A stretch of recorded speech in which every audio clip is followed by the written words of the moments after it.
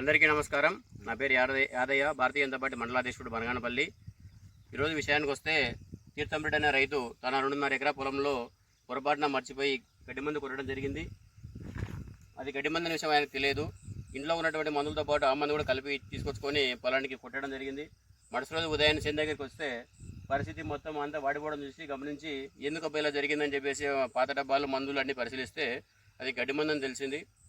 దయచేసి దీనికోసం 60 నుంచి 70 వేల దాకా ఖర్చు పెట్టినాడు ఆయన. ప్రభుత్వం ఆదుకోవాల్సిందిగా కోరుతున్నాం. చేను ఎట్లా ఎండిపోయింది, ఏం పరిస్థితి లేదు. 2.5 ఎకరా పూర్తిగా ఎండిపోయిన పరిస్థితి ఇది. దయచేసి ప్రభుత్వం అతనికి న్యాయం చేయాల్సిందిగా కోరడం జరుగుతుంది. మరియు ఇంకో ముఖ్య విషయం ఏంటంటే, గడ్డి మందు గడ్డికి పనిచేయాలి, కానీ ప్రతి పంటకు పనిచేయడం ఏందయ్యా? గడ్డి మందుని తెచ్చుకోవడం దేనికి? గడ్డికి పనిచేయాలని. తర్వాత అది పంటకు పనిచేయడం కూడా ఎలాంటి ప్రాబ్లం జరిగిందో మొత్తం పూర్తిగా ఎండిపోయింది. పాలతో గింజలతో ఉంది, అంతా తాళైపోయింది. నోటి దగ్గరికి వచ్చేటువంటి అన్నము వేస్ట్ అయిపోయినట్టు ఈ రకంగా జరిగింది అన్యాయం. దయచేసి ప్రభుత్వం ఇతనికి ఏదో ఒకటి సహాయం సహకారం అందించాల్సిందిగా కోరుతున్నాం.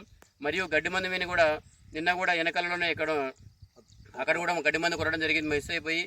పైనుంచి కూడా స్టేట్ గవర్నమెంట్ కూడా సెంట్రల్ గవర్నమెంట్ ఆలోచన చేస్తున్నారు ఈ గడ్డి మందు గురించి. దయచేసి గడ్డి మందును తక్కువ డోసు ఇచ్చేటట్టు చూడండి, లేదంటే దానికి గడ్డి మందుని బ్యాన్ చేసి వేరే తదుపరి చర్యను తీసుకోవాల్సిందిగా కోరడం జరుగుతుంది. దయచేసి దీన్ని అబ్జర్వేషన్ చేయాల్సిందిగా కోరుతున్నాము.